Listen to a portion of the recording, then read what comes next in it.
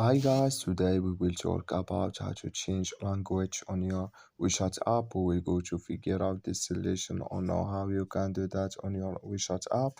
All you have to do, you just go down here, you click here on me, then it's going to take you to next window here, and you just click here on settings, then it's going to take you to settings window, and you just click here on general, then you come to next window here, and you click here on language, then you come to language window here, and here you can choose any language you want to add on your WeChat app. So there's Espanol, Italiano, Portuguese, and Arabic, and in French, so Germany. So there is a lot of language can you add on your WeChat app. So when you add language, so you click here on save, and it's going to add with you.